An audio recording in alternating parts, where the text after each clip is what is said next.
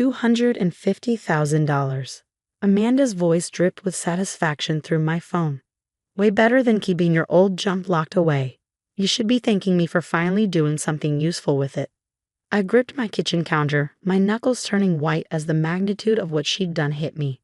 My sister-in-law had just sold my entire family heirloom collection. Pieces that had been passed down through 5 generations. Pieces that told the story of my family's journey from Italy to America. My name is Sophia Rossi, and at 35, I just discovered that family isn't always who you think they are. Amanda, my brother Michael's wife of 3 years, had somehow accessed my climate-controlled storage unit while I was away at a conservation conference in Boston. The same storage unit where I kept my family's most precious possessions: antique jewelry, hand-painted porcelain, rare books, and irreplaceable photographs. You had no right, I managed to say, my voice steadier than I felt. Those weren't yours to sell. Amanda's laugh was sharp and dismissive. Oh please, they were just collecting dust. Besides, the money will be much more useful. I'm thinking of buying a new car, something classic, like those stupid vases you use to fawn over. The irony of her words might have been funny if I wasn't fighting back tears. Those stupid vases were hand-painted by my great-grandmother, who brought them from Florence in 1932, wrapped in her wedding dress and carried across an ocean to start a new life. Where did you sell them? I asked, already opening my laptop to check the security footage. Amanda didn't know about the cameras I'd installed last year after a break-in attempt. The storage facility's own security was decent, but I'd wanted extra protection for my family's legacy. Some private collector, she said smugly. He knew the real value of things, unlike you. Paid cash too, smart man. I typed in my security login credentials, my fingers trembling slightly. And how exactly did you get into the storage unit, Amanda? There was a slight pause, the first crack in her confident facade. Michael gave me the key, of course. He is your brother, after all. The collection belongs to the whole family. Another lie. Michael had been traveling in Japan for the past month, completely unreachable due to a meditation retreat. He wouldn't be back for another week, and he'd never given anyone access to my storage unit. He respected what those heirlooms meant to me. The security footage loaded, showing clear images from multiple angles.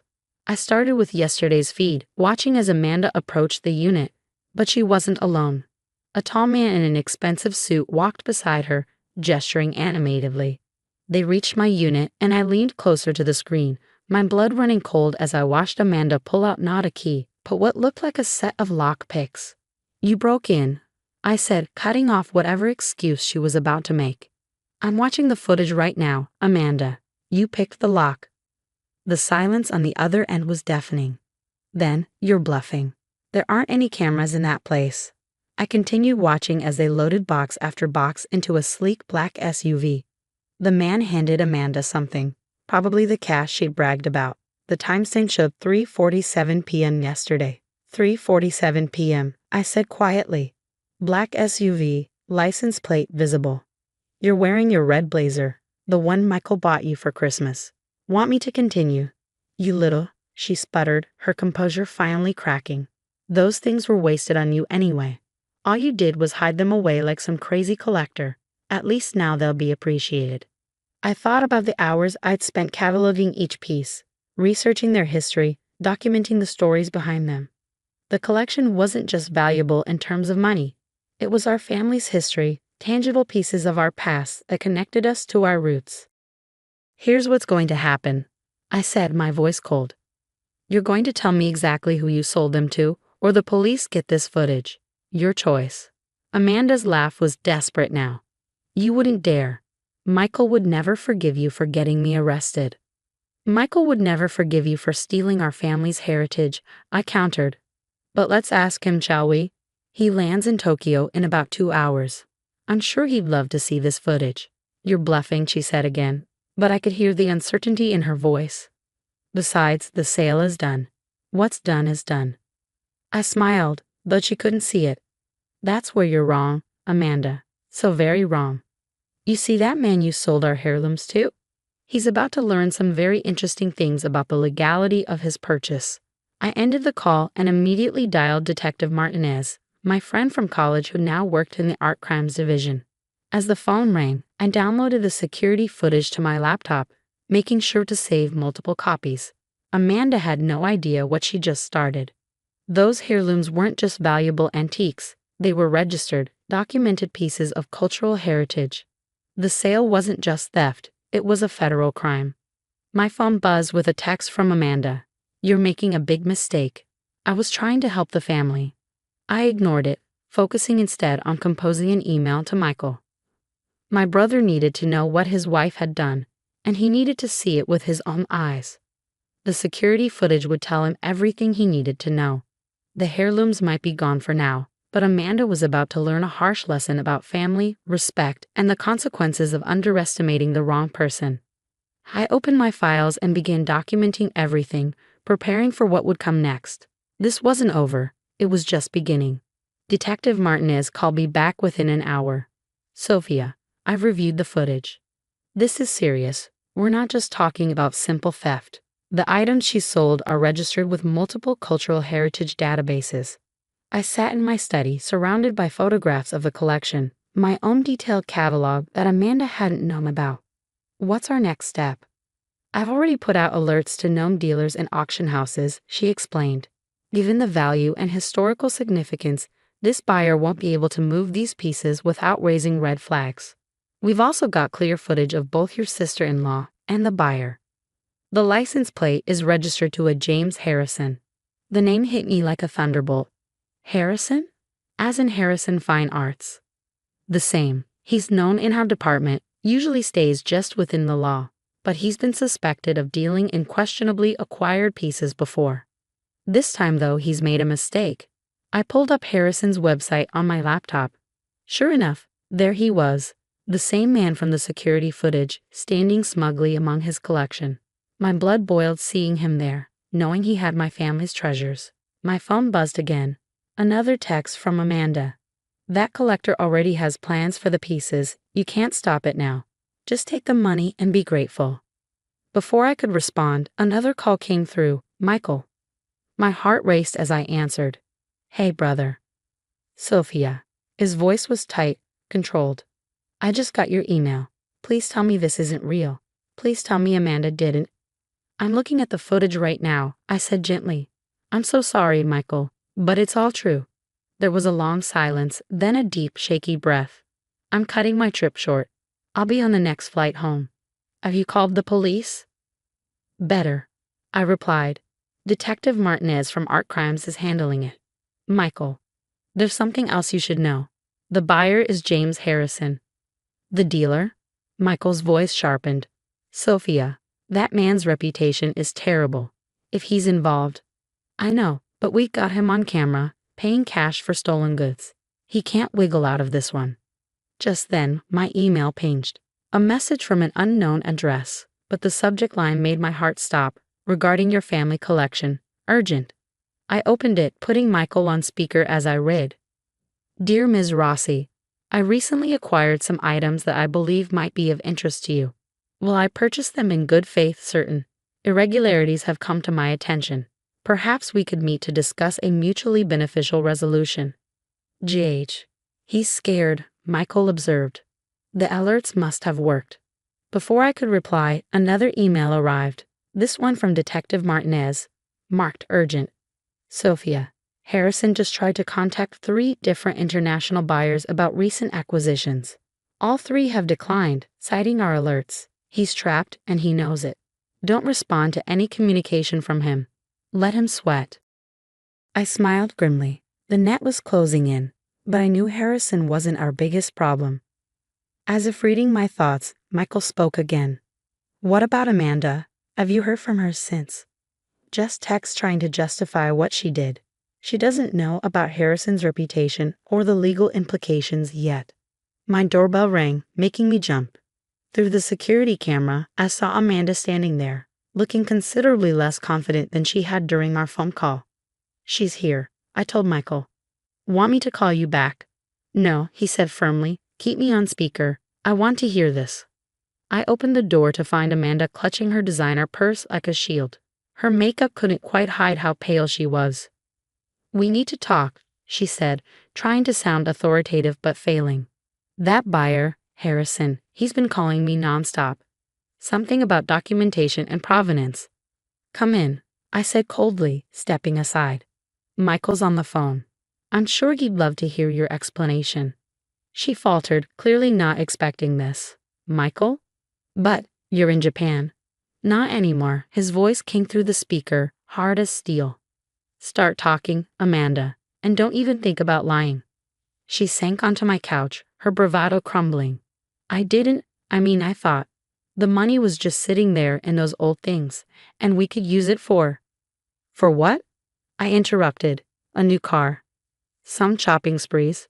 Was that worth destroying our family's heritage? You don't understand, she protested weakly. Harrison said he'd pay cash, no questions asked. He said these kinds of private sales happen all the time. And now he's panicking because he can't sell them. I finished for her. Because every piece you stole is registered and documented. Every reputable dealer and auction house has been alerted.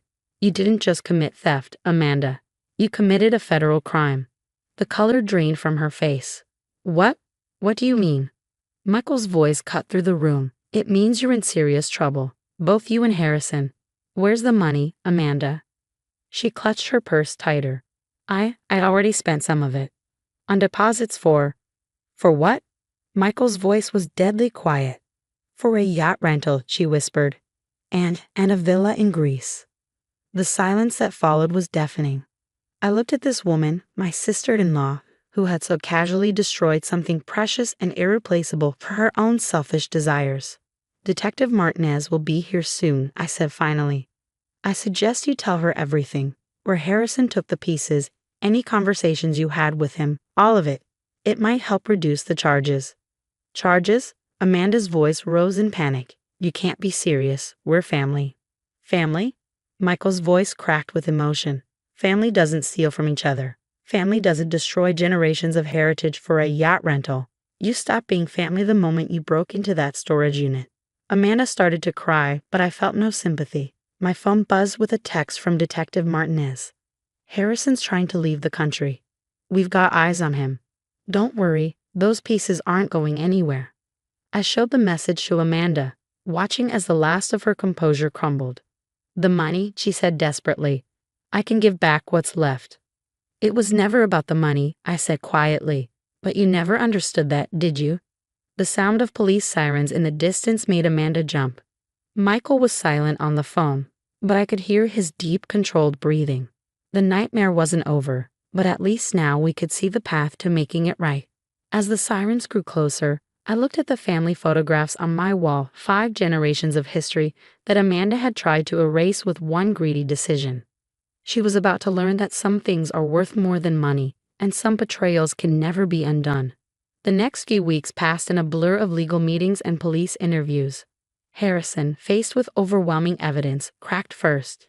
He revealed the location of every piece from my collection, stored in a climate-controlled warehouse outside the city. He'd been planning to ship them overseas through various shell companies, but our quick action had frozen his entire operation. We've recovered everything, Detective Martinez told me as we stood in the warehouse, surrounded by carefully packed crates.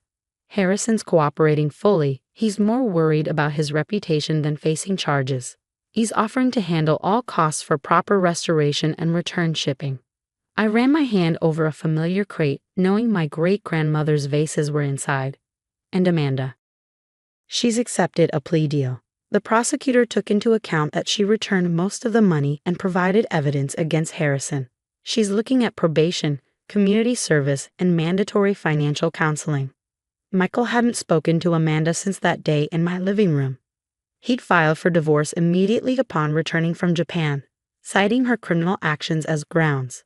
The last I heard, she'd moved back in with her parents, her dreams of yachts and villas replaced by the harsh reality of legal fees and a ruined reputation. The collection's cultural significance actually helped us, Martinez continued. The federal charges scared Harrison straight. He's provided a full confession and documentation of similar deals he's made. The Art Crimes Unit is having a field day. 2 days later, I stood in my storage unit, now equipped with a state-of-the-art security system. Harrison's involuntary contribution to making things right. Each piece was returned to its proper place, each family treasure back where it belonged. Michael helped me catalog everything, our hands gentle as we unpacked generations of memories. "You know what Mom used to say about these?" he asked, carefully unwrapping one of the vases. "She said they weren't just containers for flowers, they were vessels for stories. Each chip and crack was a chapter in our family's journey." I nodded, remembering our mother's voice as she taught us about our heritage. "She would have been proud of how we handled this," I said softly. "We protected what matters." The final piece we unpacked was a small, leather-bound diary that had belonged to our great-grandmother. Inside, written in fading Italian script, was the story of how she carried these treasures across an ocean, believing in a future she couldn't yet see. "Amanda never understood," Michael said, his voice heavy with emotion. "She saw dollar signs where we saw stories, market value where we saw memories."